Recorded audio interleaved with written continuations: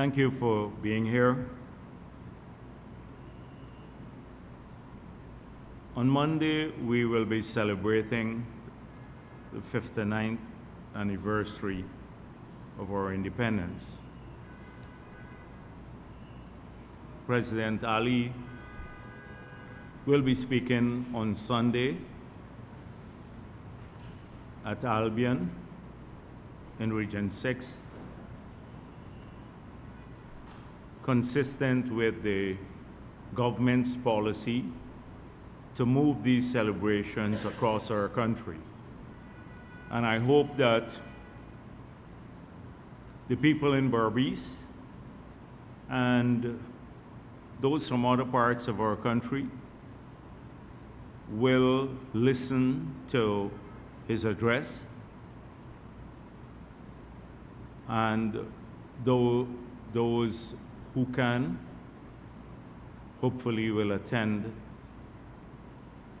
the celebrations.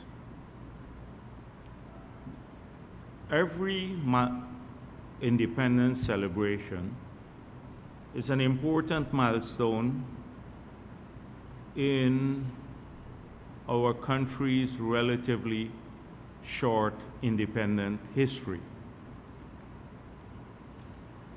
And it allows us an opportunity to speak to the people of our country, not about only about past challenges, but also about where our country is headed. And I'm sure that President Ali shall address that issue about where our country is going.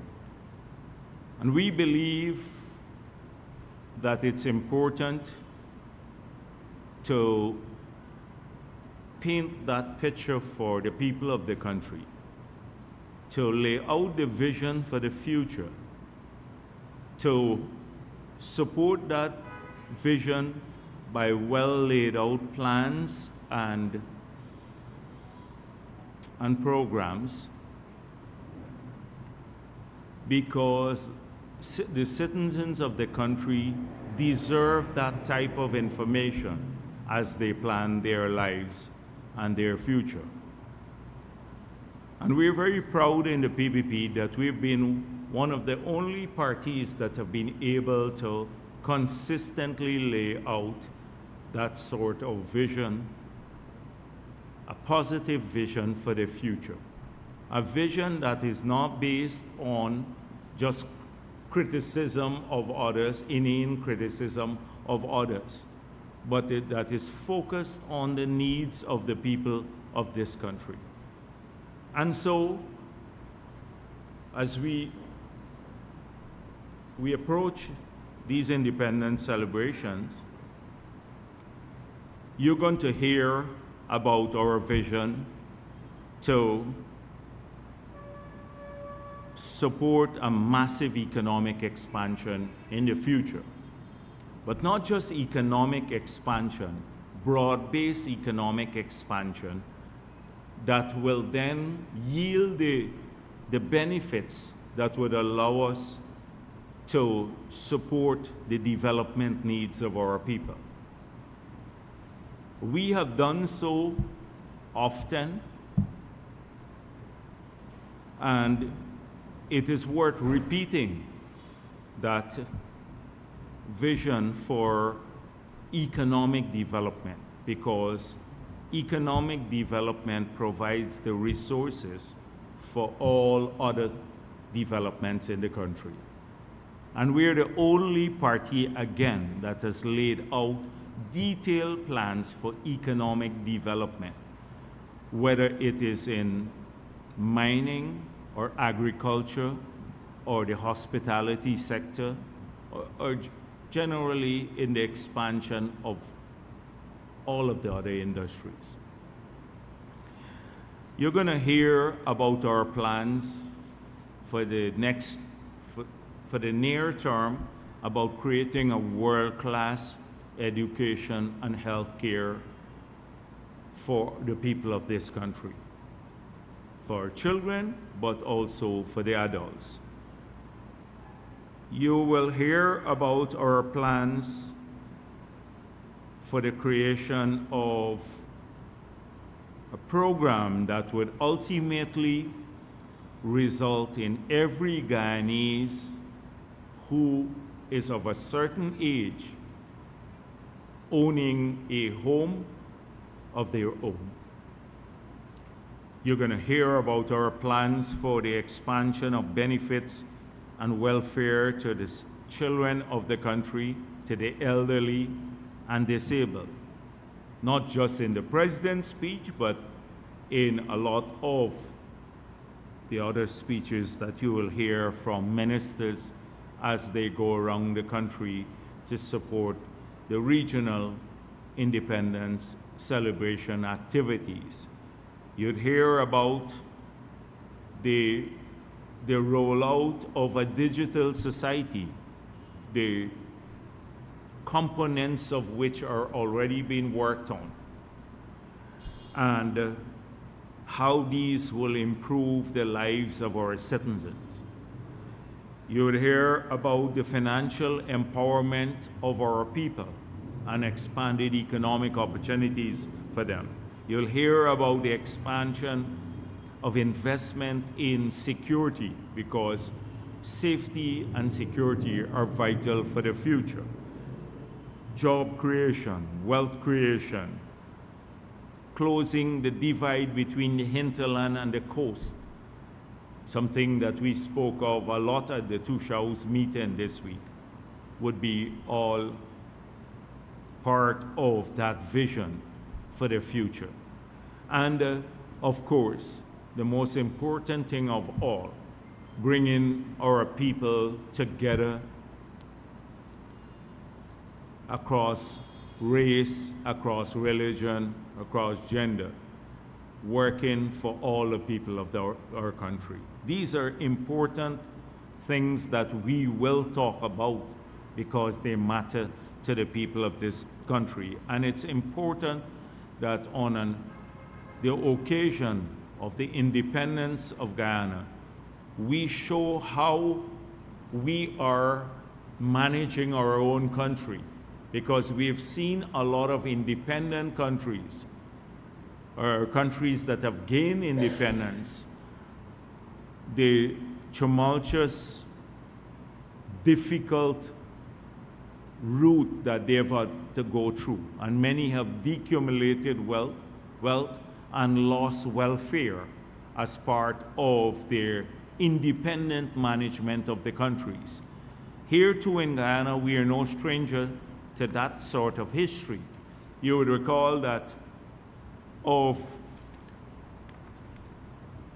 the 59 years, maybe 34 years, we had APNU in control of the parliament or the executive.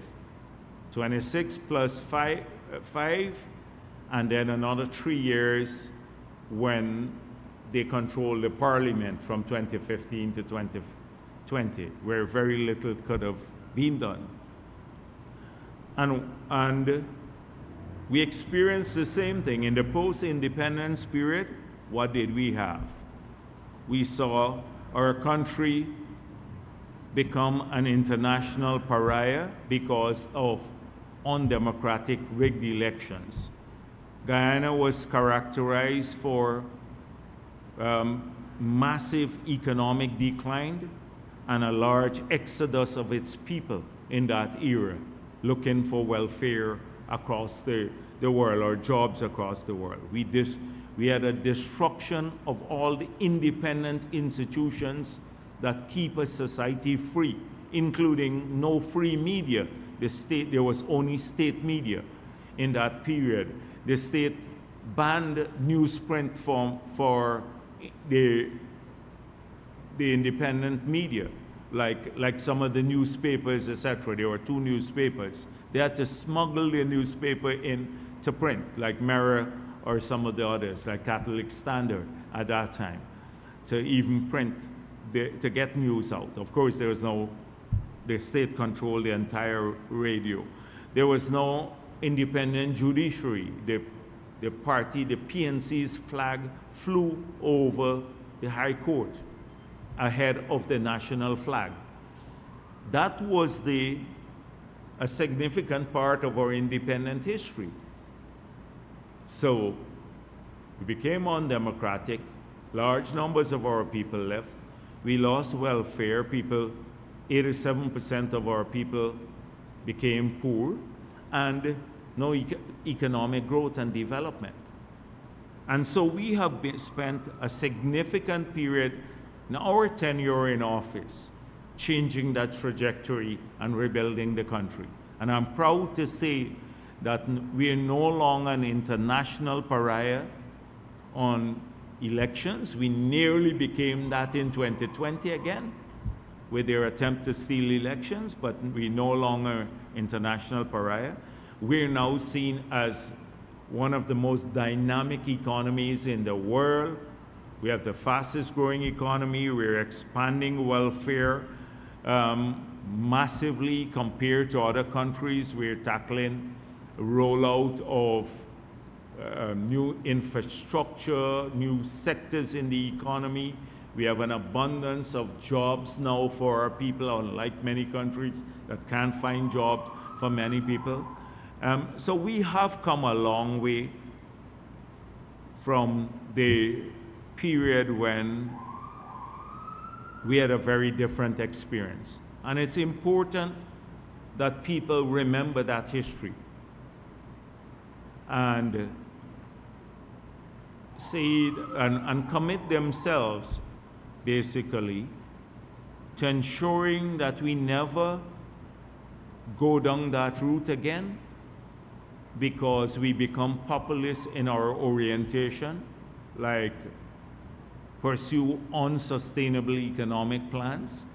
It's a significant part of that era was characterized by that, and that we defend our freedoms. So I just want to, in advance, wish all of our people a happy independence anniversary, and I hope that they use the opportunity for introspection. It's not just cliched, because often people talk about it in a cliched manner, but just to really dig into the substance of how far we have come and the difficult path that we walk to in these short years, or relatively short years, as a newly independent country. I would also like to say a few words about the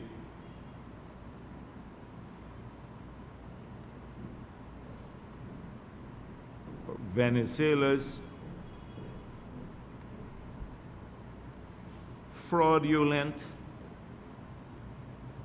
attempt to hold elections in their territory, but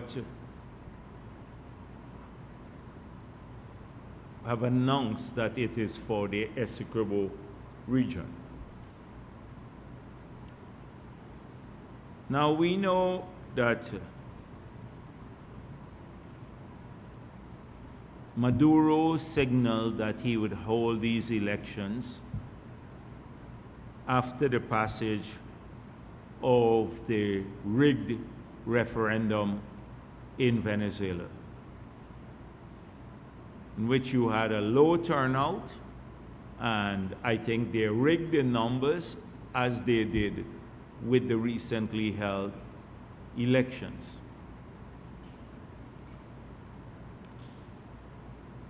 Thereafter, we approach the ICJ, and the ICJ in December of 2023 issued provisional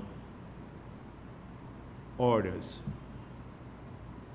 saying that Venezuela must not do anything to disrupt the status quo.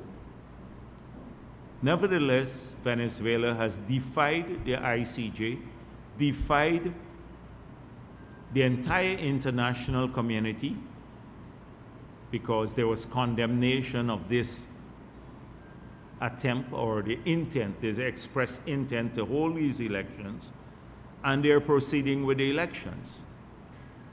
We then approached the ICJ again, and the ICJ issued new provisional orders reaffirming the earlier one, that no action should be taken on the part of Venezuela to disturb what exists today, which is that we control the entire 83,000 square miles of the sovereign state of Guyana. Venezuela will go ahead with it because this is Maduro's way of deflecting from all of his concerns that at home, raised by people at home. And there are many concerns. There's economic decline, there are global sanctions against the country, they rigged the elections massively, he's locking up his opponents in Venezuela, and so he often uses the border issues to deflect attention from those matters. Now, we have made it clear as to what our position is. We have the support of the ICJ, we have the support of the entire international community. The United States ambassador just recently spoke at the Private Sector Commission elections, and she reiterated that support, strong support, for which we're extremely grateful. And we as a nation need to stand together against this fraudulent regime and their fraudulent elections in the Essequibo region,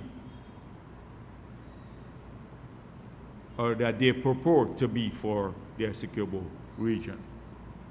Now, tomorrow, the Parliament will debate a solidarity motion on this issue, and I expect that, in keeping with our tradition, that would receive the unanimous support. And we expect this to be mirrored across our country. And people, regardless of their politics or their religion or race in Guyana, have always supported the maintenance of the territorial integrity of this country. The Chief of Staff has made it clear, and I wish to endorse his decision, that should there be any attempt by any Venezuelan who is living here to purport to vote in those elections, they will be rounded up and deported immediately, sent out of our country. And if there are Guyanese who engage in that treasonous act, they too will face consequences. We made it clear, because it will be a treasonous act. And I want to urge these political commentators, from some of them from the opposition, to stop spreading Venezuelan fake news and propaganda. Some of them unconscionably over the past few days. I don't know if they think this will harm the PPP. They keep spreading the Venezuelan propaganda. Some of them have even repeated the lie that I offered Venezuela some access into the sea, which is a lie. So, again, on Saturday, President Ali will have a patriotic concert. He will be at a patriotic concert in Essequibo, and I hope that all of the people attend or tune in to the patriotic consort. This fraudulent regime in Venezuela must see all of Guyana speaking with one voice on this matter. Even in the toughest days of the dictatorship, when we had undemocratic elections and the regime was repressive, the People's Progressive Party coined a term called critical support. We will keep criticizing you on your policies because we did not support your economic policies and otherwise, but we will give full support on border-related matters or where it concerns the territorial integrity of our country. So I hope that we'll experience this. And all of the stupid people who are making statements, and there are some stupid people in this country, and I'll address that later, that Venezuela own parts, they own their Essequibo, if they too must face consequences. You have a few of them who are deranged, only a deranged person. If they're so, a couple of them so love Venezuela, go and live there. You don't need to live in our country.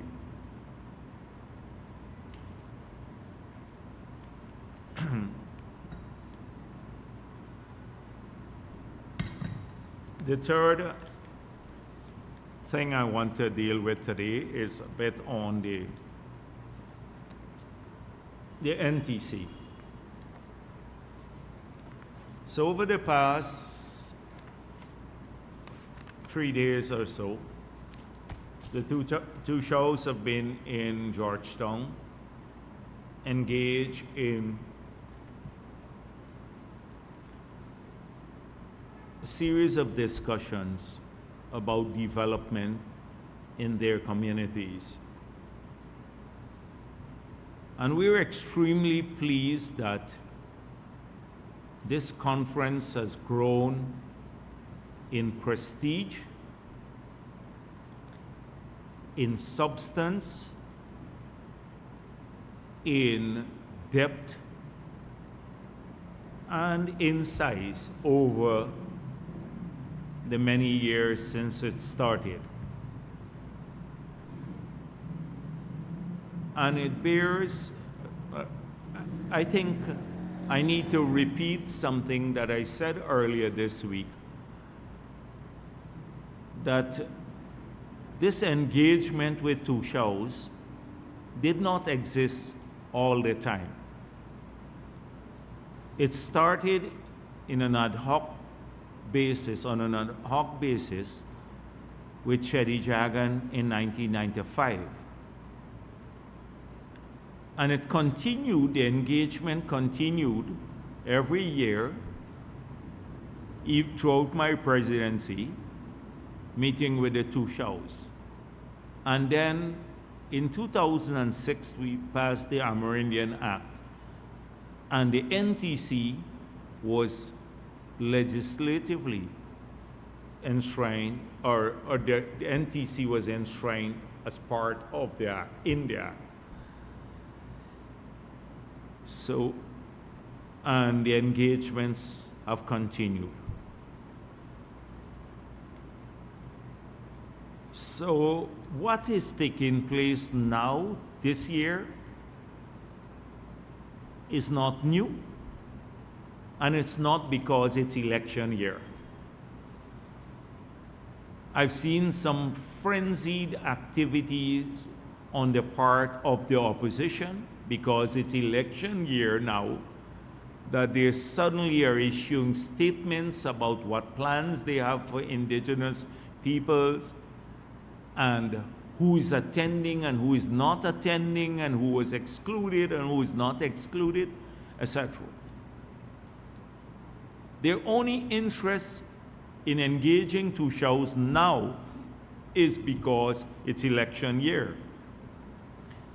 PPP governments have engaged these two shows every single year.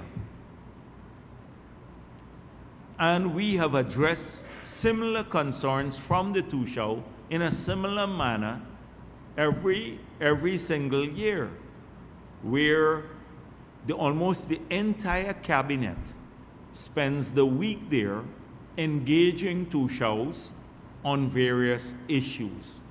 So, for example, today, just left a meeting there earlier where Bishop Edgehill is talking about public works and the Minister of Education with the Tushaus, where they get to directly raise issues concerning public infrastructure and education with the ministers and their technical staff. Under APNU, it was the 5 years under APNU was very different. I recall because the majority of the Tushaus were complaining about it. They had no engagement whatsoever from the leadership. I think President Granger made a speech and exited, and that's the end of the matter. He exited it there. President Ali has been every single day at the convention center talking to people. And this is not this year alone. He did it last year and the year before too. It's not because it is election year. We've done this consistently, not conveniently.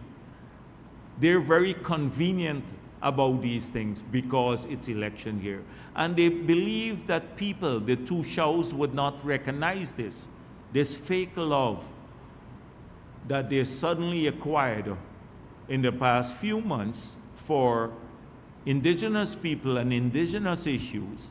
People will see through it. They have absolutely no concern for the communities. So, predictably, the Starbuck News, again, consistent with what I said before, have now, they had an editorial that talks about the Amerindian Act. Again, not about the great things that are happening within these communities. And then the next one, a story, government officials get more speaking time at NTC over Tushaus, AFC. And the reason we're there is accountability. The Tushaus raise issues so that they get them addressed right here at the meeting, and they appreciate that.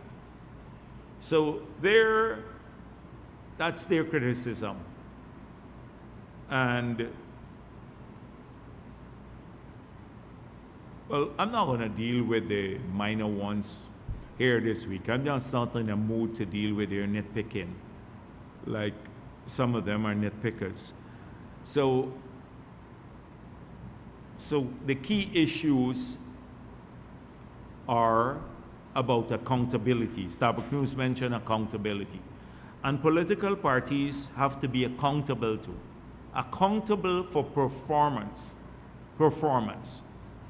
So let us explore the accountability that we had in our 5 years term in office. And that's what I did a lot in my speech. I explored accountability for our 5 years. That's when you understand genuineness and trustworthiness. When a politician can come and say, you elected us in 2015, and by 2020, this is what we did, and this is what we promised. But they would not account for their tenure. We can easily go to the indigenous people like we've been doing along the coast in every community. When I go to Berbice, I'll say to people, you know, in Berbice now, we have about 11,000 people more through government-owned programs, either through the part-time jobs or Gaisuko or the housing program, who are employed now than were employed in 2020. And through the private sector, you have maybe another 10,000 people in Region 6 alone. So just imagine you have 20,000 people in one region who didn't have a job in the past. That's accountability. We go and say, we fix almost all the roads in every community. That's accountability for the 5 years in government.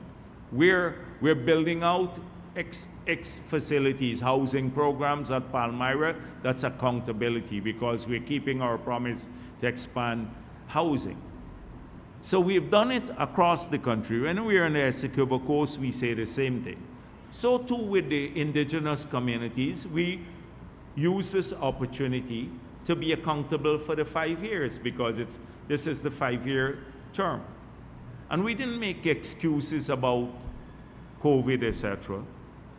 And then I pointed out, look at the things that have been done in the 5 years. For example, one, so this whole question of oil money, that are we flush with oil money? Because APNU goes to like they did along the coast, told people, oh, it's because of oil money that they are doing certain things. We didn't have oil money.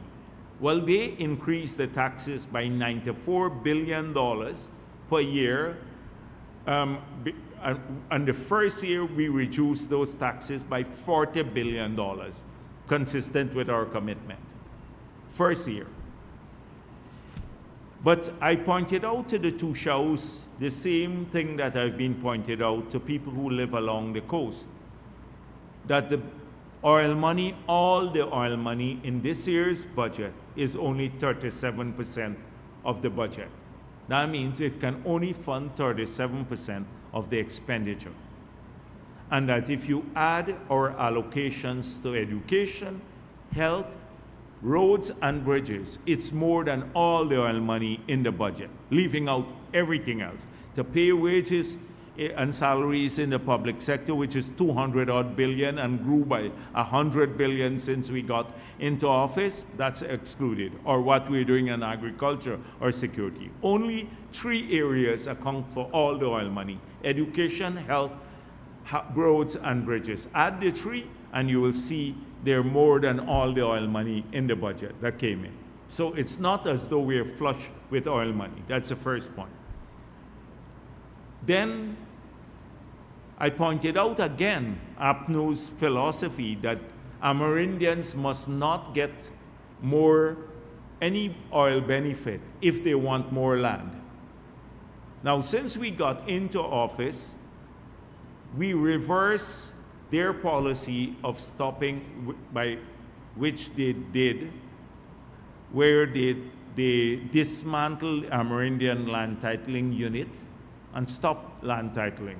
We've demarcated 15 villages so far, and 10 have received their certificates of title in the 5 years, and 5 we're working through lands and survey. So we don't hold the same philosophy that Amerindians, if they get more land, they must not benefit from oil resources. That's a big difference here. And then the third thing is that between 2015 and 2020, the APNU government spent on capital in regions 1, 7, 8, and 9, the capital budget, what is the capital budget? In which sectors? Education, health, agriculture, and administration. These are the 4 heads. So all the capital budget for these areas. If you total up all of the capital budgets for the 5 years in these 4 regions, it comes up to $5.8 billion in 5 years. The cash grant alone, the 100,000 cash grant, was 60,500 people in these 4 regions received it. They're over 18 years old. That means they got $6.5 billion on the cash grant alone, more than what they spent on capital works for education, health, agriculture, and administration in 5 years, APNU, under APNU. That's the magnitude of the difference. We spend on capital now, we spend in a single year more than what we have spent they have spent in the 5 years in some of the regions. And so let's take 4 secondary schools we're building now. The 4 secondary schools, when combined, just 4 secondary schools in the hinterland, including Quebana, Hosororo, Carasabai, etc. They're more than the capital budgets for these 5 years, for all the sectors, 4 schools alone that are being built. So that's the scale of what we are doing in these areas. Leaving out, like, roads in the communities, like the road in Mabruma settlement and going up to Hosororo or the Moruca area and other places. I'm not going to get into too much about this. So that's accountability, and it shows the magnitude. We're spending $1.5 billion on housing. We have 30,000 solar panels. And look at the experience of the solar panels. You remember when APNU came in? We have bought solar panels for these hubs, and they did not give it to the community. They kept it in Georgetown. The computers we bought for the Amerindian communities for the hubs, they kept them in Georgetown, never gave them. We've now operationalized 140 of these hubs where they have a large solar unit, 20 computers, they have high-speed internet. We have now over 600 places in the hinterland with high-speed internet. Under APNU, they had a corrupt arrangement through NDMA to put these facilities in a couple of villages, utilizing the funds that we left under the first LCDS, 17.2 million US, but made a mess of it. That's what's happening there.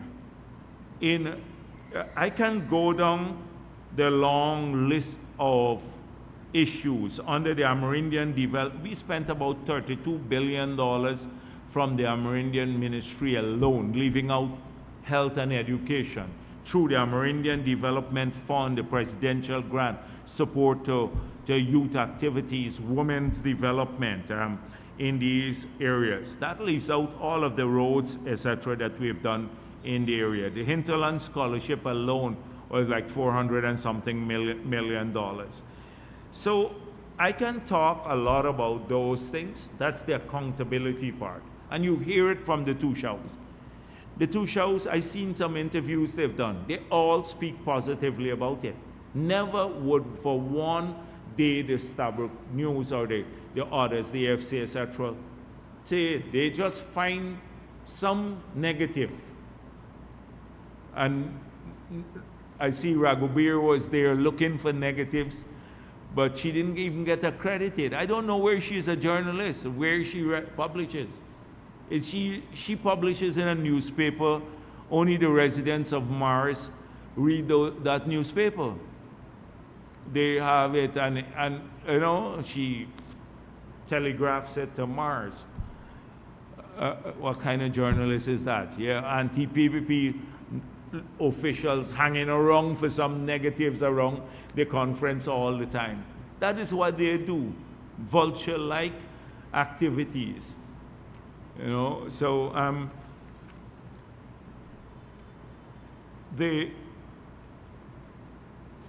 so let's just go to one initiative that they've been trying to kill. One initiative that would not have been in place had it not been for this PPP civic government and its creativity, and that's the LCDS. And so in 3 years, these communities have gotten $222.7 million US, or $4.7 billion in the first year, $23.27 million US dollars, or $4.8 billion in the second year, and this year $22.7 million, which is 4.73 or nearly 4.8 billion again.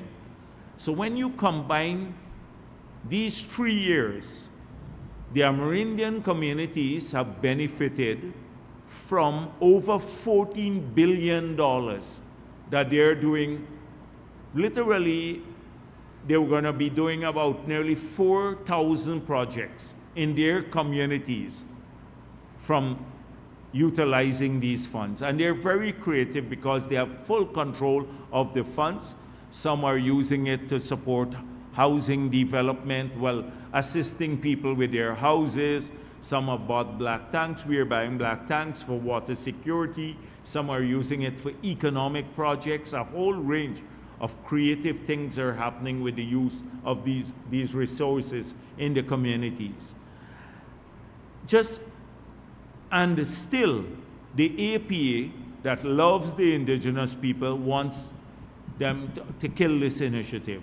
APA, APNU, and AFC want to kill the initiative by claiming we're not consulting with the leaders, we're not following FPIC.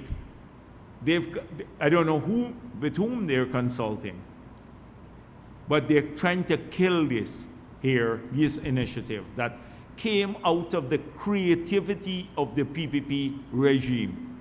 These funds would not have been garnered or been utilized for indigenous communities had the PNC been in office, because they squandered the opportunity. They even killed the earlier program that we've had in the 5 years of the Dodo government that they practiced. So people know this. People know this. And even the two shows that are part of, or some of them are part of the APA executive, they understand that this is so. And so my argument is that we will, when I spoke, also as General Secretary of the party, we will make the case to the people of these villages. And we have a strong case to make about the 5 years of that we've been in office, and we're going to account for our tenure. We're not going to go there and say, oh, we will do something again, new promises. We have made promises, we kept these promises. And we did well even from opposition in these communities. And we expect we'll do even better now. And you just say to the 5,000 people who have a job in these communities now, who didn't have a job in 2020, through the part-time program or the CSO, you say that to them, and it's not a big job, it's a stipend. But they earn about $2 billion per year that they would have not earned otherwise if an APNU was in office. And on the economic projects, you remember they had some economic projects under the Sled Farmer Indian community. Guess how they used to do it? So the Figueroas got a bit of money to do pig pens. Christopher Jones got money for the barber shop. Then the Tushao from Vincent Henry got $100 and something million, over $160 million to distribute to the Amerindian communities. He got it alone. That is how they did it. We didn't do that. We continue to do the SLED projects, but you have had in region 9, about 4,000 persons who benefit from the slim SLED program instead of one man, Vincent Henry, the PNC MP. So they were spending the money, but they were just spending the money on themselves. That's what they have to contend with when they go into these areas. And anyhow, let me don't think. So I saw Mosley said, indigenous people have a right to their political choice. Politicians must not dictate, says NTC chair. Mosley, of course, we expect that the APA will not dictate to people how to vote because they're linked to the PNC, and they're hoping Laura George resigned from the APA and went to the AFC now and spreading a lot of nonsense again. So they're not going to be able to tell the people. What are they going to tell them?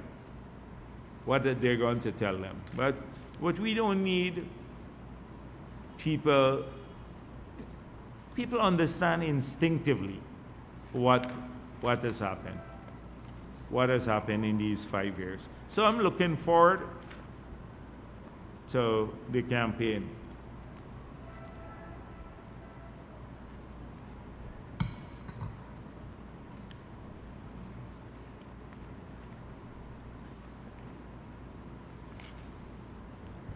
I'm going to deal with a few things. So,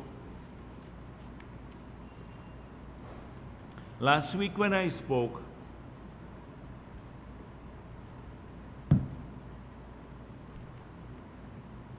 I said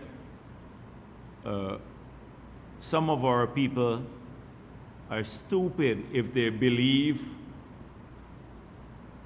Odessa Primus's story that has been peddled or been peddled by some. That she woke up early one morning, packed her bags, booked a plane ticket, flew to New York and said to the immigration, I don't want to enter your country. I've come up here to cancel my visa. Please cancel it so I can go back on the next flight home, which is what they were saying at that time, and that it had nothing to do with her links with the Mohammeds. So I said, some people, Ghanese, have to be stupid to believe that story. So apparently they clipped the little piece out of the story and said, I said, Guyanese are stupid people. And then an editorial, that's the Team Mohammed, fake news. And then an editorial in Kaichor News repeated it.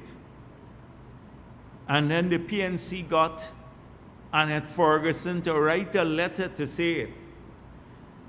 And then Mark France, who is a nitpicking nuisance, also mentioned this.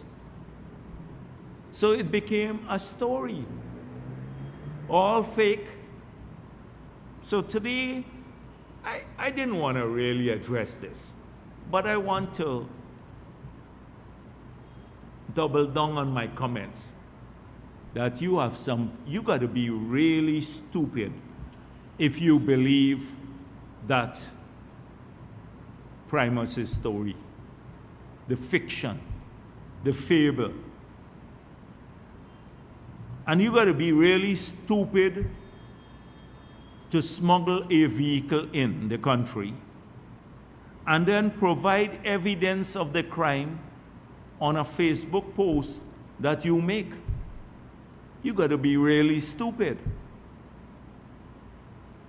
And you got to be really stupid if you believe that the PPP is working Obia to win the next elections, as some of them been saying.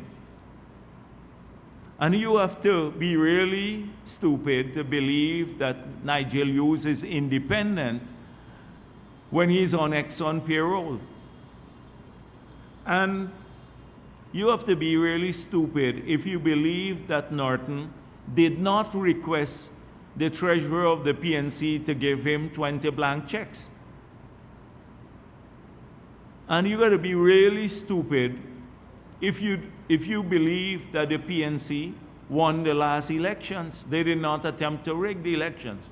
So I'm saying it again, you got to be really stupid. So I have no apology to make for those people. I never, like the latest, this Norman Brown, who is seeking relevance. He works, Norman Brown is a security guard at a Sainsbury's. Sainsbury's is a supermarket in London. He posted that President Ali needs a special detergent to wash his hand after he shakes Afro-Guyanese hands. That somebody told him that. Racist, of course. That's all they peddle, the racism, because it's getting close to the elections, it's racism. You have to be extraordinarily stupid to believe that. A person, President Ali, has been trying to engage everybody. His friends are Afro-Guyanese. He's been working in every community. You have to be stupid to believe that, and you have a bunch of crazy people like that. Or that Norton has more skills than 3 pathologists, internationally trained in pathology. Well, I don't have any apology to make that. But But the one man who posted this first, imagine the stupidity of publishing your tax receipts on a vehicle that, several vehicles that you smuggle into the country. And by the way, I saw a statement from the GRA on that matter, because last week I was asked about it and I did not have all the details at my press conference when the judge ruled on this matter. Did not admit the evidence that came from the State Department about the vehicle, that the invoice they sent showed the invoice was for $695,000. So if I were to go by the GRA statement that the judge did not admit it and then gave up to September to give the reason why he didn't admit it, it sounds like the same situation in 2020, that we had to wait 5 months for the swearing in of the president. It boggles my mind. If you don't admit something as evidence, at least tell the lawyers and the court why you don't admit it. So GRA said they're waiting. They may have to wait for 5 months based on what they said in their press release. So they'd have to wait from June, July, August, 3 months to get a reason why an invoice that came out of the US State Department through a mutual assistance treaty can't be admitted as evidence of fraud. Anyhow, that's it. So I myself, I can't find a rational explanation for that. I can't find a rational explanation for that. I see a number of comments have been made about the oil spill legislation, the bill, and the parent company guarantee. And I would urge the so-called lawyers and the AFC crooks who were part of the original agreement, and some others from the AFC who are complicit with the weak environmental permits, to just get a proper explanation. I'm tempted to get one of the lawyers from the Natural Resources Department to go and educate them about the bill. And so I think Nandalal made it clear in his response about what the bill has done. This bill and this act now has expanded, defined all of the liabilities that any offending party, first of all, it expands the offending authorities or the offending entities. So in the past, we could have only gone after the oil companies. Now we have expanded this to vessels transporting fuel through our territory. So if you have a spill caused by an oil rig, they're liable now. Or if you have a spill caused by a vessel, then they too would be liable. So that's the first thing. Then it says now, I'm going to read you a section. The liabilities for damages under Section 17 includes damages resulting from the unauthorized discharge of oil from a vessel or facility, including A, damage to real or personal property and economic losses resulting therefrom. So that means if our fishermen, etc., suffer losses or any economic losses from any other parties, the company that's responsible for the spill is liable for that. Loss of taxes, royalties, rents, fees, and profit shares, loss of profits of impairment of earning capacity due to injury, destruction, or loss of real or personal property or natural resources. So that's the second part in a definition of liability. C, loss or damage caused by preventative measures. And D, damage related to impairment of environment.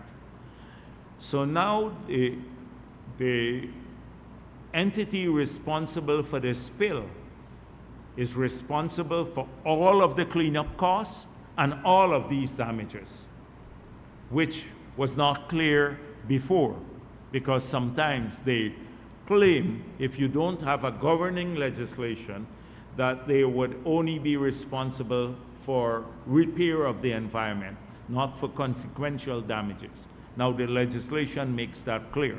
So we've expanded who is liable. We now define liability to include all of these areas. And they're using clause 21 to say, clause 21 reads, an indemnification of any like agreement shall be invalid for the purpose of transferring the liability of a responsible party under this act. So they're saying this indemnification is invalid. So the indemnification from the parent guarantee in the past is invalid. If you read, the whole sentence, it says for the purposes of transferring the liability of a responsible party under the act. It defines this. So if you're the party responsible for the spill, you can't go and sign an agreement or say, I have an agreement with someone else and transfer that liability. You're responsible for it. You can't transfer the liability. Has nothing, absolutely nothing to do with the parent guarantee, that indemnification. And if they only were to go on and read page 19 of the Act, where it says financial responsibility, it speaks about a responsible party, 27(1)(a), a responsible party shall maintain and provide evidence of financial assurance to the satisfaction of the competent national authority. That's one. Two, financial assurance shall be in accordance with the Petroleum Activities Act and the Environmental Protection Act. So the Environmental Protection Act now will require of the party that's licensed to say, you're now responsible for full liabilities under the Act. If your assets can't meet those liabilities, you have to now give me a document which shows that you can cover all the liabilities from the parent company. So that is simple, an anecdotal sort of explanation for those people who are making the noise out there. I don't think they understand what they're reading. The Act provides for all of this. And it's sad to see how seemingly sensible people could be so, I don't want to use the stupid word, but so dishonest. Dishonest. I don't want to use the stupid word, although you got a lot of stupidity here in there. So I would urge, I told Anil to do more education on this matter, Anil and Vic and their technical staff. Now, you know what they can't, and then the Starbuck News said, oh, 4 years have passed. Now they passed the bill. 4 years have passed. They forgot that their buddies in the AFC APNU just signed an agreement. And we have passed several pieces of legislation. I explained this before. We updated the 1986 Act to a new Comprehensive Petroleum Act. We passed a new PSA. We passed a Local Content Act. Now we pass a document to ensure that all liabilities for any spill would be borne by the company or be owned by by the company that's causing the spill. We've done so many things in the sector to change the environment. 4 years after, well, we have a 5-year term, and we've done what we promised to do in the 5 years. And they're so much nitpicking now, begrudging. They can't even recognize good things for a country when they see it. They just are so negative about everything else. Now, I've seen some public comments about truckers. And some people are trying to capitalize on these truckers for political purposes because of election. So let me tell you a few things about what has happened for those people who don't want to recognize facts. Earlier this year, the Minister of Finance spoke in Parliament in the budget debate. And I'll quote from the newspaper article. He said, Mr. Speaker, in the case of stone in 2020, Guyana had 6 operational quarries producing less than 740,000 tons of stone. By 2024, the number of quarries had increased to 16, propelling production to over 3.3 million tons, with an additional 3 quarries expected to commence production this year. So we have moved from 740,000 tons in 2020 to last year 3.3 million tons. And the number of quarries have moved from 6 to 16. So I called Minister Vikram Bharrat today before I came here and said, has any of these quarries been licensed to Chinese companies? And he said the answer is no, that all the licenses, the 10 additional operating quarries were given to Guyanese companies. They then contracted Chinese companies to operate the quarries, but they got the license to operate it. That's the first point. But we're producing 3.3 million tons now versus 740,000 tons in 2020. So what happened? The price of stone had gone to $18,000 per ton because of the increased demand.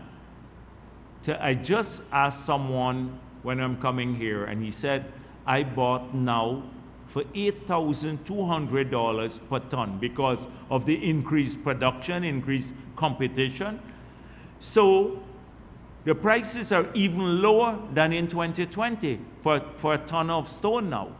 Now, I'm sure that the profit margin was huge when it was $18,000 for the truckers and also for the quarry operators. But now, because of competition and supply to the market, the profit margins have come down, both for truckers as well as the people who own the quarries, because the production cost wasn't much higher when they were selling for $18,000 per ton because there was a shortage of stone. But when the increased production started, which is what we wanted, the price came down. So who benefits? The truckers may make a less margin now, and the quarry operators. But the people of this country and the public works we're doing, they benefit from this. And it's consistent with what we said we will do. We'll expand production. That is one way of lowering cost, because people are complaining about cost of living. You remember we were concerned about the price of stone on building private buildings. You know, like if you're building your house and you now had to pay 18,000, the price came down. So that's a fallacy. That's a fallacy. The second thing is that in sand production, 2024 saw 67 permit holders across the country producing over 12 million tons. This marks a dramatic increase from 2020, when only 18 operations were active, yielding less than 700,000 tons. So we have moved from 700,000 tons of sand now to 12 million tons of sand. And 49 new permit holders in the country.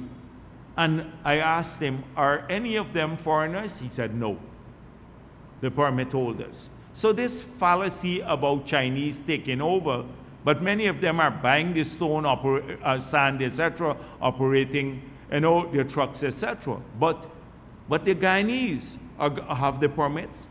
But look at the change in production from 700,000 to 12 million, and then from 740,000 tons of stone to 3.3 million, and that's in 2024.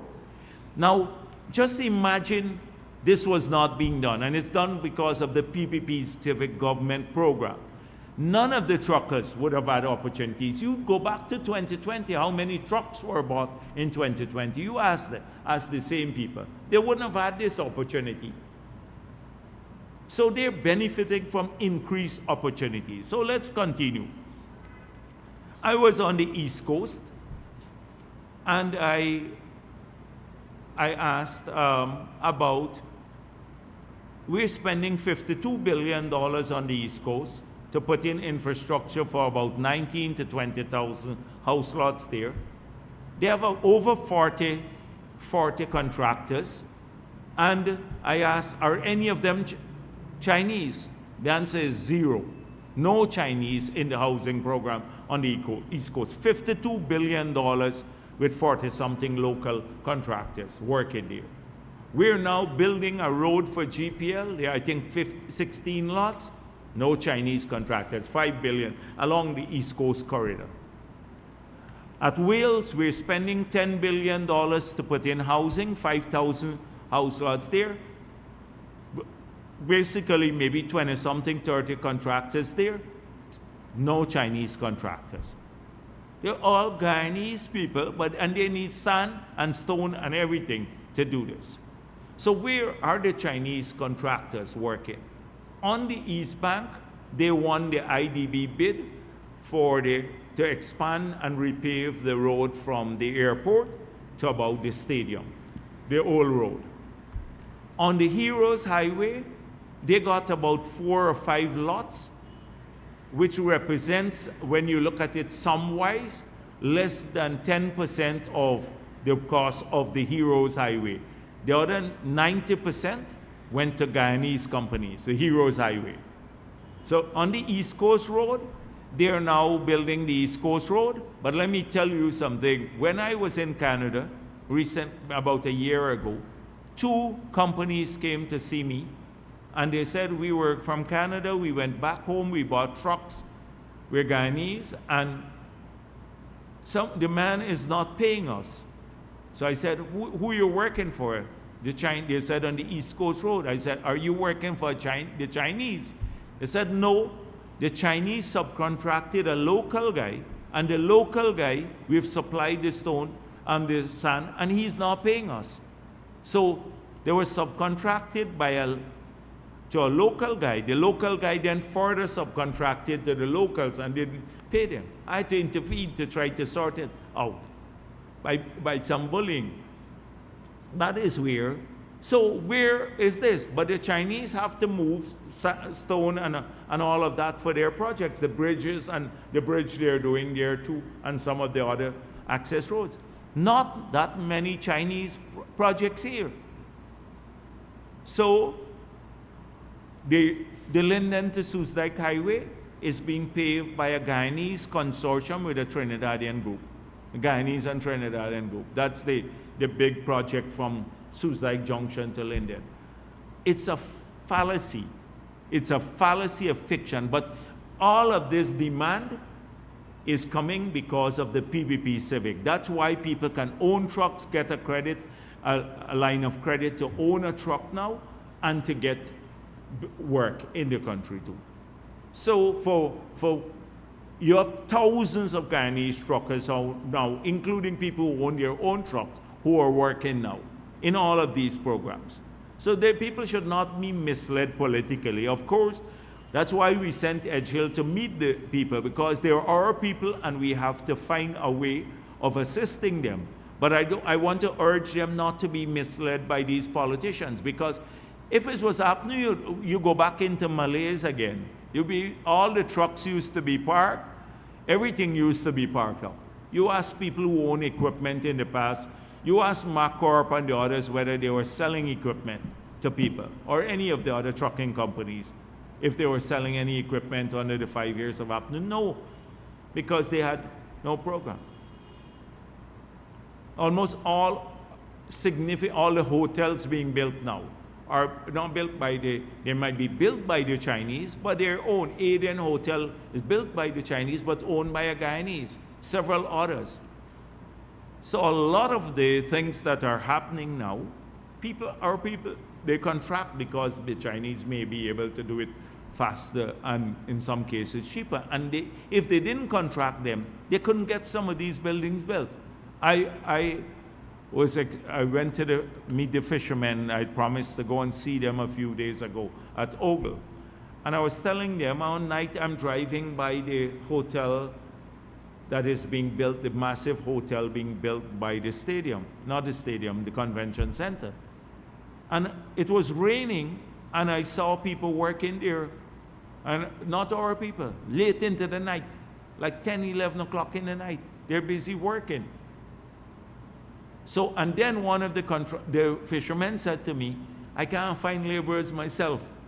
He said that to me. He can't find laborers. So sometimes we have to, if Chinese they're using the road, they must face the same scrutiny like local people.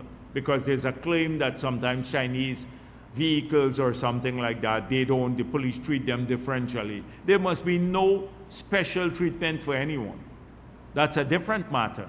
They should enforce the law even-handedly. That's a different matter. Like I said with the supermarkets and stuff like that, that they have to comply with the law too, because sometimes the locals complain that the Chinese bypass all the regulatory process. They're selling everything under the sun in one of their shops, and they don't have the requisite permit. That should not happen.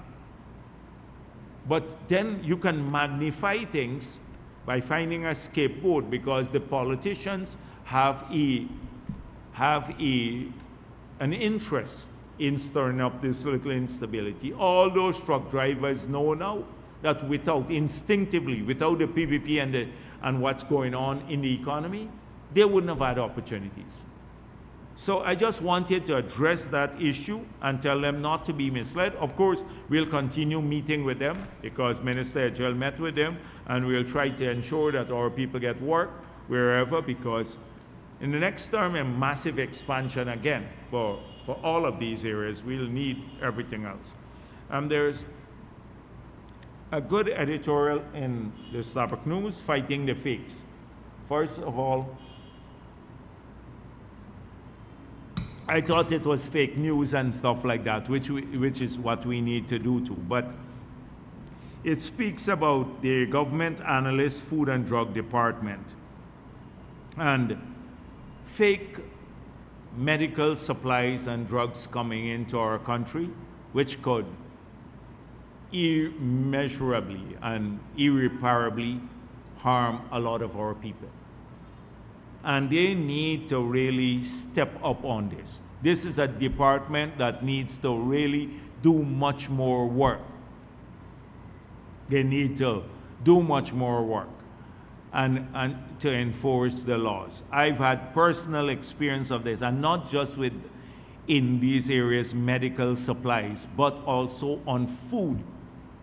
We have food near expiration date that comes into this country. People changing the expiration date. I've had personal experience with this, with a lot of the beverages that they come in, they buy them, some suppliers buy them near expiration date, so they get it cheap. They dump it on our people here, and then some of them illegally, criminally change the expiration date. They need to take strong enforcement action. I think I support this editorial strongly, that we need to do much more work in this regard, because you have a lot of, I can't say crooks now, they would say I call all Guyanese crooks, but you have some crooks among the people too, yeah, who will do this. So I'm going to end there. I just don't, yeah, thank you.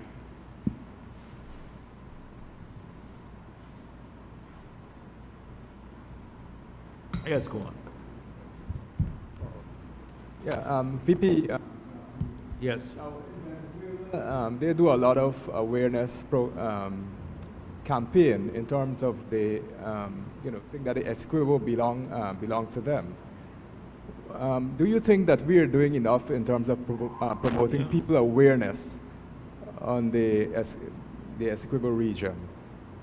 Yeah, I think they need to reinforce that, because a lot of people don't believe that the Essequibo belongs to them living in Venezuela. So that's why they had such a low turnout at the referendum. So they need to convince people that Essequibo belongs to them. But because we've been controlling this territory for over 100 years now. And so they need to do more of that. You ask a child in this country, or any Guyanese, whether Essequibo belongs to Guyana or Venezuela. The campaign that you have to do, that campaign to say Essequibo belongs to us. Everybody would tell you the same thing, except those who are deranged and need mental help, and there are very, very few among us. You ask a child there. We don't need to convince our people that Essequibo belongs to us. Every child knows that. We're in control of it. We go fly down to the border in Mabaruma and Port Kaituma and all of that. So I hear a lot of this from the opposition. Oh, we're not doing this campaign, and Venezuela is doing that campaign. They need that campaign because their own people don't believe it. Look at the comments at the referendum time, that even from many people in Venezuela, like Machado said, let the matter be settled at the ICJ. That was the major opposition.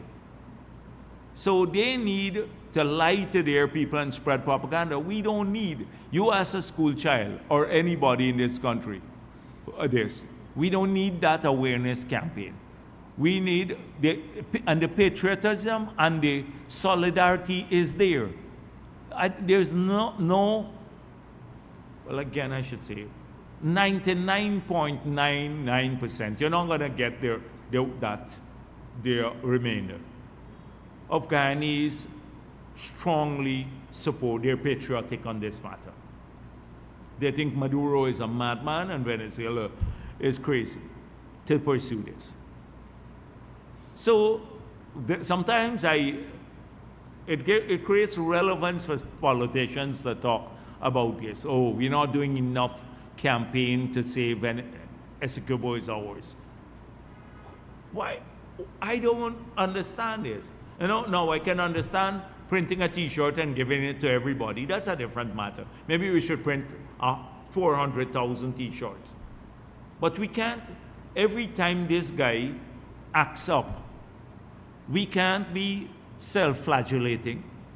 We have already know what Maduro is and the deflection. Every time he sends a vessel out there, like the last time he sent the vessel and was trying to meet the president, and the president did not meet with him because it was designed to take him out of his relative isolation. So when he meets the president with some leaders, he could claim that he has relevance. He's been isolated because of US sanctions, everything else. So we cannot go by their playbook. At every time they saber rattle, that we need to run around the place like headless chicken. We have kept our country safe over the years. We have a strong international partnership.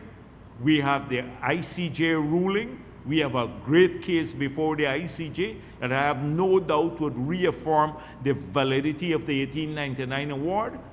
So we need to demonstrate that, act maturely, rationally. We can't be as irrational as he is or as panicked as he is. We have to be deliberate in our undertakings. And it's those politicians like who are, some of them, who they just want something to criticize. They have nothing else to criticize. So they begrudgingly give them the support on the border.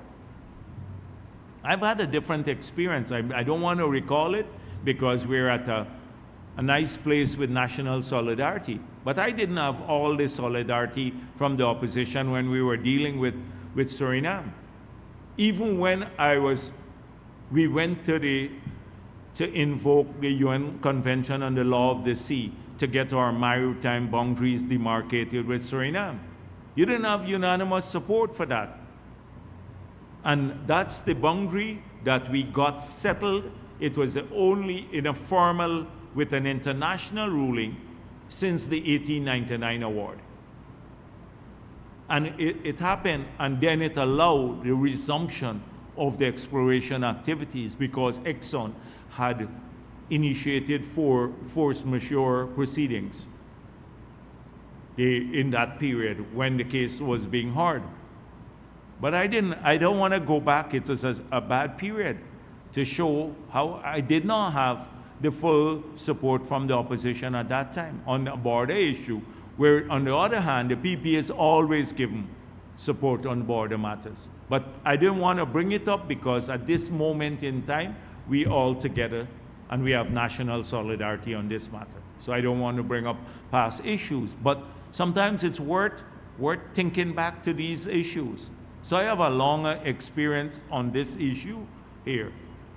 And when Marco Rubio came here and said it would be a bad day for Venezuela if they think they would invade Guyana or take any action against the ExxonMobil vessel. It was a clear signal. The US ambassador said, expect a strong tweet from the State Department on his fraudulent election in the Essequibo. But we must not self-flagellate as a country. And we must not be panicked. You can't operate sensibly if you're panicked as a country. That's not how, it's not a characteristic of a stable government. So, sorry, yeah. Go. Good afternoon, Dr. Jagdeo. Anas Williams, Culture News. Sir, in light of the recent passing of the oil spill bill, and also with all of the different frameworks, which bill? The oil spill bill. Oh, oil spill. I dealt with that issue. The question is not on the oil spill bill. I wasn't finished. Oh, okay, all right. With all of the different frameworks being put in place to manage and strengthen the oil sector to ensure maximum benefits for Guyanese, is government considering putting a depletion policy in place? Okay. Oh, depletion again? Oh, you don't want me to be unkind to you today. I'm like, well, you're going back to the depletion policy? All right. So let me just say all of this distortion and the big hullabaloo about the audits. I asked the ministry yesterday to put out a comprehensive statement on all 3 audits, so you have clear answers now on where we are with each of the 3 audits. And it's clear as daylight. Give it to my friend, dear friend Glenn Lal, see if he could speak on his TikTok about it. Now, on the oil spill bill, I spoke a bit about it. I didn't go in great detail, but I expect that the government agencies will educate the misguided souls in our midst, coming from the other side, as to the content of the bill and the interpretation of various provisions, how it strengthens the arsenal of tools that we have in holding companies responsible for any spill that may occur in Guyana. And the depletion policy, I have made it clear again that we need, at one stage it came, oil prices temporarily fall, should we have a depletion policy now? And says, you don't determine policies of a long-term nature on the basis of daily occurrences in an oil and gas market, which is known for its volatility. And so when I saw that comment coming from Jordan, I wonder if he really understood policy making. So next week it goes up again. The oil prices go to $80, $90, we change our depletion policy again. One day it drops to $60, we have to have a new depletion policy. The depletion policy that we have now was carefully calibrated to take account of what's happening globally and with the demand for and the supply of crude to the global market. Now, the overarching agreement to go to more sustainable sources of energy will cause a major reduction in demand for fossil-related supplies, fossil fuel-related supplies. In the short term, this may not be so, but in the longer term, this will happen. We've already seen evidence of this taking place in the transport sector. The three biggest sources of emissions now are burning fossil fuel for power generation, 2, using fossil fuel for transportation, and 3, the land degradation and deforestation. They account for nearly over 90% of all emissions, these three sources. So if you look at transportation alone, the plan there is to move to more renewable, more sustainable transport measures. China has now developed a battery that you can charge in 15 minutes and get nearly 600 kilometers from it. The price of electric vehicles are coming down. The cost of battery and their effectiveness, cost of batteries are coming down and their effectiveness are growing. A lot of people are switching now to electric vehicles. Here in Guyana, there are no taxes on electric vehicles, so a lot of people are going to be buying electric vehicles. So all the high taxes people talk about, but there's zero tax on an electric vehicle, so they can be very competitive. So more and more the world is going to go that route because they're becoming more effective. And with a single charge, you can travel 600 kilometers, or not here, that's experimentally. Now it might be about 300 for the batteries that are already supplied locally. So that's going to happen. That would reduce a significant demand for fossil fuel. The second big source of emissions is land degradation and deforestation. But last week I spoke about the conference that was held in Guyana where they want to end deforestation, halt deforestation, and reverse it by 2030. If they succeed there again, then that is another big source of reduction of emissions. And then solar power is becoming more available to people, more cheaper, not with 24 hours, but grid tie-in system. So you have your depletion policy has to take account of that environment. I don't see anybody talking about that as the driving factor behind a depletion policy. Because if you don't get your crude out of the ground and transfer it or monetize it, or your gas out and monetize it, and invest or save your financial resources to be utilized for the prosperity of the country quickly, you run the risk of being stranded, your crude being stranded in the ground, because there's several other countries that are competing with you, and never being able to monetize it. If that future happens faster than we think, that is a future where it's a decarbonized future. So that is what one of the primary concerns driving our policy, of the depletion policy, when we said we're trying to get as much of it out of the ground as quickly as possible and transferring this into financial resources. It can't be Glenlal, whim and fancies, or based on Exxon throwing hot water and causing global warming, throwing hot water in the ocean and causing global. It's like, really. So what are you, anyhow, let me don't be unkind today. So that is why we have a depletion policy. Dr. Jagdeo, Cordell Jones from Livewire News. Recently on the PNCR's Facebook page, they posted that the next APNU government will have a all ministries approach to uplifting the well-being of indigenous people.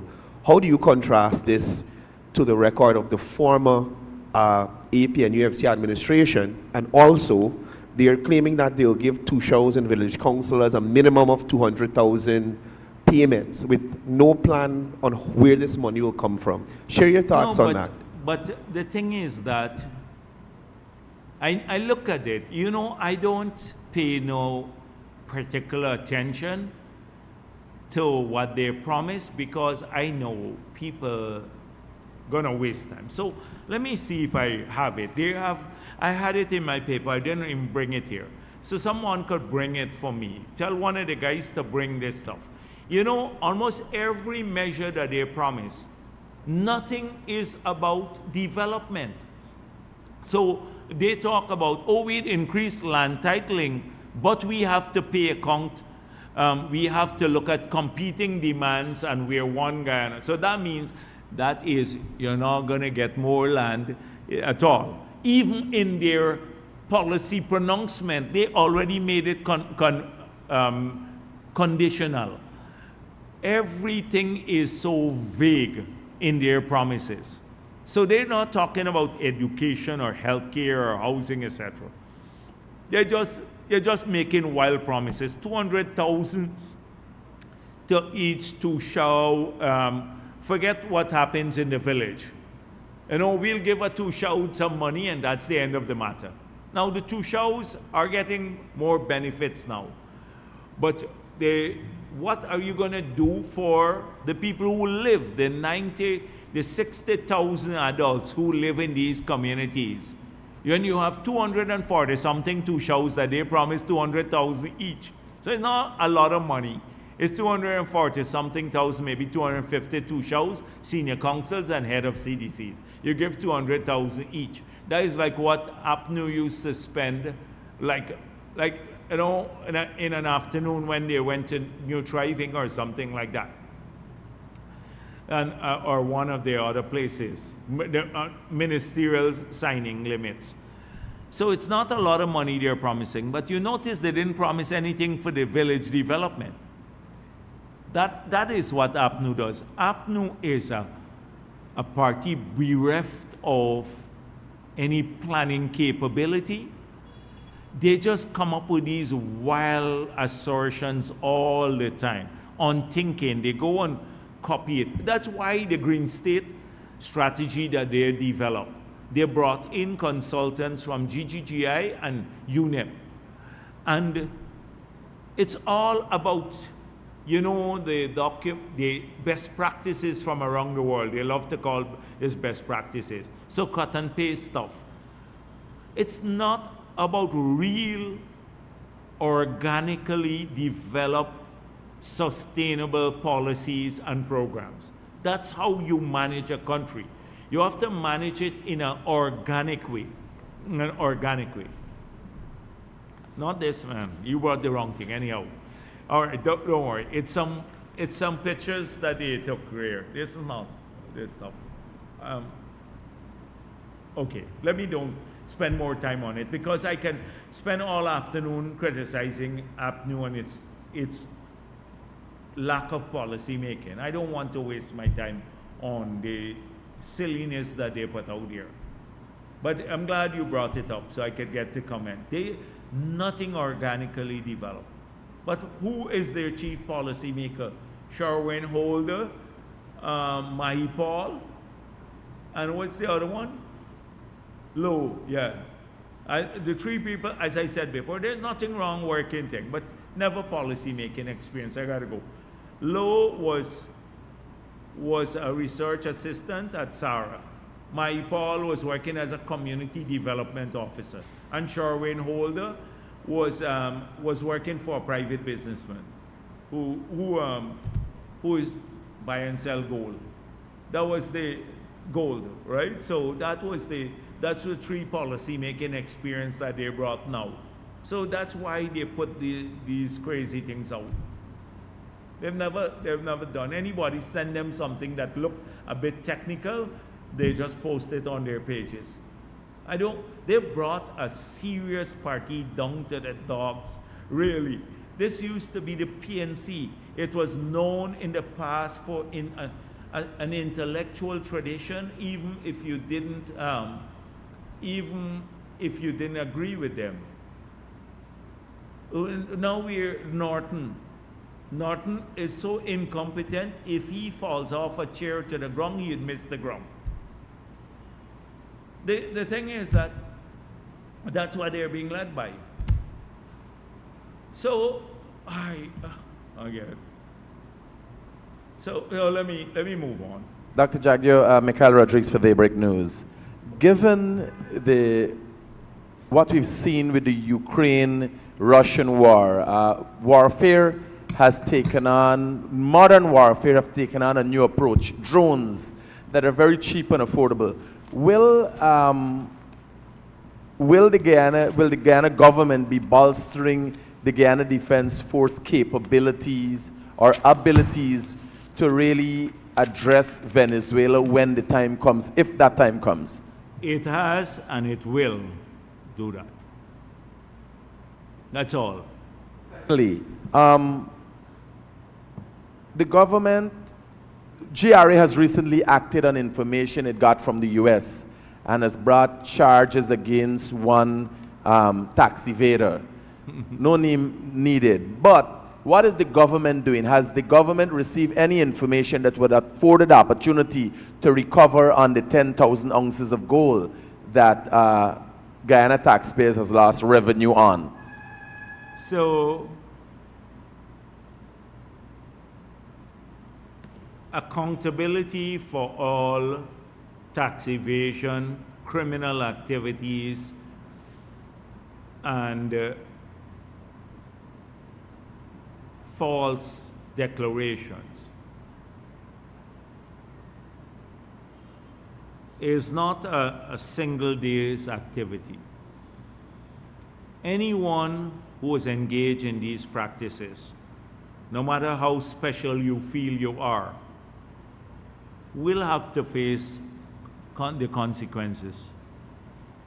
So, one thing we will not do as politicians, we will not be premature in pushing the technical agencies the investigative agencies to prematurely bring cases. I believe they have acted so far very professionally, and they will continue to collaborate with the US government in ensuring that when the cases are brought, that they're substantiated fully by the evidence. Like in this case, where the vehicle was declared for $75,000, the GRA now has information through the banks that nearly $700,000 US were remitted to the company. The US Treasury Department has now supplied the information that the tax invoice was $695,000 US, and they're still doing some investigations that could lead to more substantive charges being laid than the ones that you see before the magistrate's court now. So it's just a matter of time. But you notice how we never get answers to these criminal acts, or we get an obfuscation. It's somebody else's fault that the vehicle was smuggled in. It's nothing to do with me. Never mind, I own the vehicle and I've been driving the vehicle, but somebody caused the criminal activity to be conducted, or there is no criminal activity. It's the ostrich head in the sand approach, thinking because they bury their heads in the sand as to the criminal activities that the rest of the country would not see that they're blatant criminal activities. So how long you will live with that fallacy, the fantasy that like the Odessa Primus's fantasy? I don't know. Obviously, they will live with it forever. But there is a limit to when people are going to start questioning. Like last week I said, why don't they do a press conference since you're making all of these posts? Why don't they do a press conference and clear the air for the people of Guyana and all the reporters of Guyana on the vehicle, on the 10,000 kilograms, and on paper shorts issue, on everything else? You could have a really great time explaining, and you get the opportunity, it's a free country, to say to the entire media corps, I'm being wronged on all of these matters. It is a conspiracy against me, and here are the facts. It's not true that I smuggled 10,000 kilograms of gold.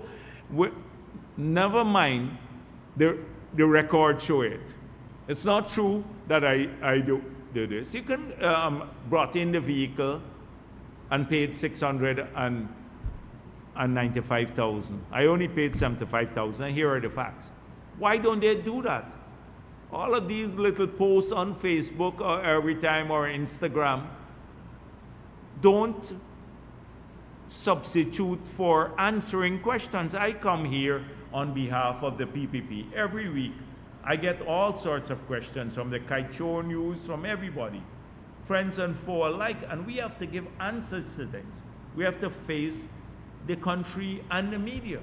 That's a normal thing. If you're in public life, you have to face people and give answers.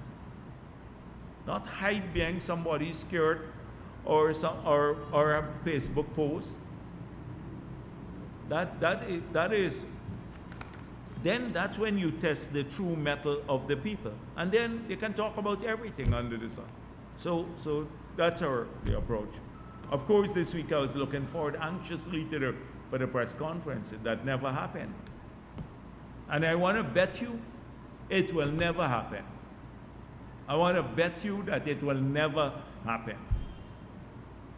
That this individual will never host a press conference and invite the full media. Never, ever happen. You can prove me wrong. Yes, go ahead. Jagdeo, I know the president has ensured that there's a thorough investigation into the Adriana Young's murder, and by even sourcing outside help in assisting with the investigation. Can you give us an update of where that is, if there's any update? So I guess the police would have to speak on this matter. It's best if the update comes from the police. When the politician speaks about this, they say, why aren't the police giving the update? I think the update should come from the police themselves. So I know that the investigations were going on, and there was a big comprehensive, they were meeting lots of people. I saw Dexter Todd lying on the police again and saying that the police misrepresented him, and that about who was questioned and who wasn't questioned and who was available for questioning. All of that, I don't want to get sucked into this plot by the AFC, PNC, and other forces to prolong this issue. They're not interested in the truth. If they were interested in the truth, we would have moved forward together already on this matter, if they were interested in the truth. But when you have Norton, right, knowing more than the pathologist, and some forensic pathologist or something, I don't know this Dexter Todd, where he's a forensic something, he said he is. Yeah, dissect the plate in front of you, the food, right in front of you. That's the extent of his expertise, in my view. So I'm not gonna let the police give an update on the matter. The president, we have gone overboard in meeting the requests of the family, especially at the beginning there. We've criticized the police for how it acted, the misleading statements from the government, by the police. We have publicly been critical of them. Secondly, we acceded to the family's request to bring in their own pathologists, which they did. We hired 2 other pathologists to come in to work along with their pathologists. They got their family doctor, their family lawyer, several other people to witness it. It was a forensic autopsy. The results were shared with the family. They were made public. The result was that the child died from drowning. We said, oh, that's the first thing. Next, we have to find out, was there foul play or not? That's what the investigation is now being done, would reveal. The investigation would reveal. That's the approach. We've no other case have we had 3 in the entire history of the country. We had 3 international pathologists come in and do an autopsy. But still, they want to bring some man from Trinidad, right, to do some autopsy again. A controversial guy. They're looking for a different result. Norton said he knows it's another result. I saw them a few days ago. About 30 of them were protesting outside of the office of the president. Justice for Adrian Young. He can't. If he had said, come, let's protest about the PNC, something else, he wouldn't have even had 2 persons maybe. So they're just capitalizing on this child who is lying there lifelessly, and they just wouldn't give her peace. They would not give her peace. They just, it's callous. It's very callous. I just can't think about it. How these people, for their own political purposes, they just lifelessly lying there and not getting to, rest. Dr. Jagdeo, everybody has been very uneasy about election, which is set to, on average, by year's end. When will the PPP be breaking for the election campaign, like basically starting the race?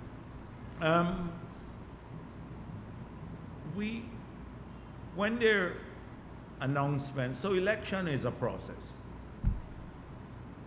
So it starts off with the proclamation by the president of election date.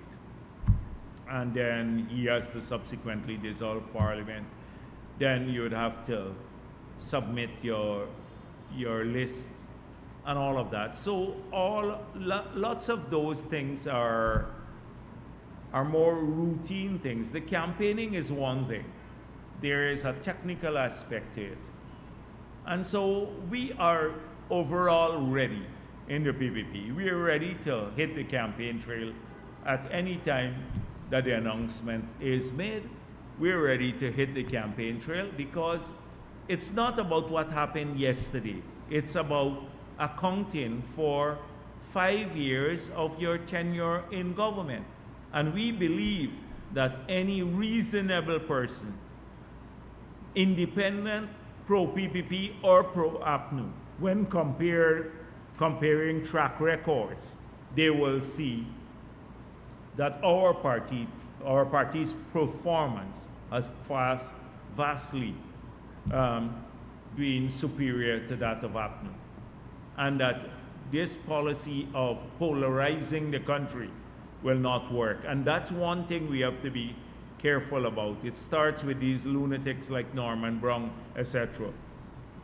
I don't know. He has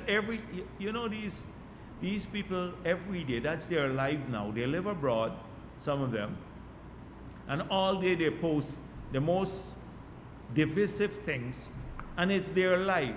Because I think many of them, like people like Norman Brown, they're failures in life. You leave Guyana, you're working in the coal for another people. He used to criticize white people a lot. Now you're working in the UK, right? Down there, you're a security guard at a supermarket. Your life is a failure. They begrudge the progress when they see people owning their own homes here and owning their own vehicles. Everybody now busy getting a job, exciting. And I think they will long to be back home, but they can't come back. But they can come back. Please come back if you wish. Of course, they're Guyanese. But they're ashamed, like people like him. They begrudge people. Every time they see a man own a house, a young professional, they're going to cuss them out. Oh, they're PPP. Any Afro-Guyanese say, I'm supporting the PP because of progress, they cuss them out too. They hate themselves. They hate themselves. People like Brown. And that's why he would invent some vile thing like Irfan Ali washing his hand with a special detergent after shaking Afro-Guyanese hands. How could you, only a sick, warped mind would even spread a rumor like that? You have to be really sick, in need of mental help. I guess when at 2 in the morning, when the coal is biting him and he's doing his guard duty outside the supermarket, that's what he comes up with. This is the sort of people that we're dealing with. And they're going to get worse as we get closer to the elections on the racism. They're trying to divide our people again. It worked well for APNU in the past. They tried with the Adriana Young matter, didn't give them all the benefits that they're hoping to get out of it. They're still trying. Now it's this on about Irfan Ali. Then, we were also doing rituals to win the elections, sacrificing people. It's so ridiculous. And as I said before, you have stupid people who believe that. Those are things. So that's it. Thank you very much.